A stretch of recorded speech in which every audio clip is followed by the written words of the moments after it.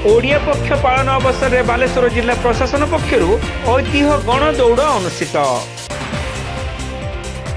ओडिशा दिवस ठारू महाविषुव संक्रांति पर्यंत समग्र राज्य में पालित होउथिबा ओडिया पक्ष अवसर में बालेश्वर जिला प्रशासन आनुकूल्य रे एक ऐतिह्य गणदौड़ कार्यक्रम हो जाइछे।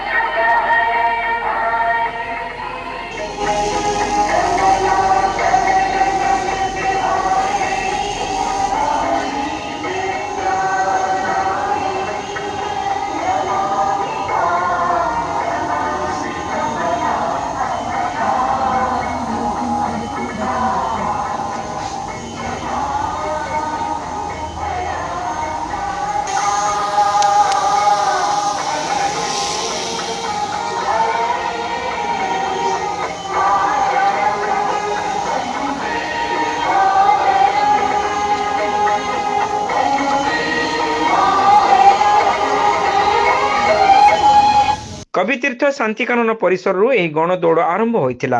राज्य शासक दलर उपमुख्य सचेतक तथा रेमुणा विधायक गोविंद चंद्र दास मुख्य अतिथि भाव व्यासकवि फकीर मोहन सेनापति प्रतिमूर्ति रे माल्यार्पण करने पर पताका देखाई एही गणदौड़र शुभारंभ करथिले।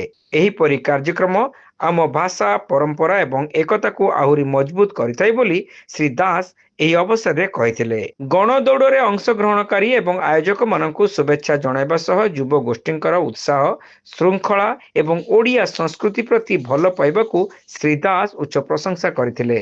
निश्चित हमें आम कला आम संस्कृति आम परंपरा को मने पकेया पई ए ओडिया पक्ष पालन करा जाउची। ये 14 एप्रिल 14 तारीख पर्यंत एटा चाली रहिबो।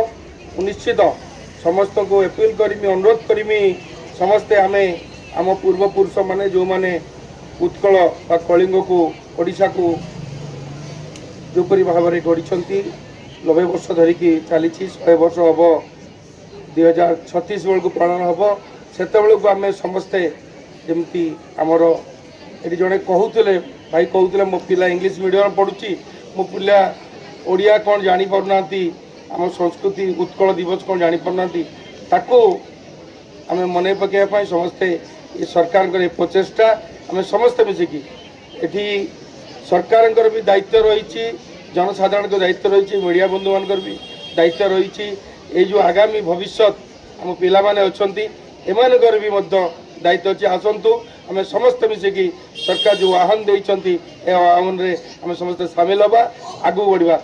अतिरिक्त जिलापाल सुधाकर नायक बालेश्वर पौर अध्यक्षा सविता साहू जिला क्रीड़ा अधिकारी पूर्णचंद्र जेना जिला संस्कृति अधिकारिणी मनस्विनी राउत प्रमुख एथिरे जोगदेई गणदौड़ रे सामिल होइतिबा युव गोष्ठी मानकु उत्साहित करथिले। 14 दिनिया सरकारी कार्यक्रम एथिरे रहुछि। प्रतिदिन किछि ना किछि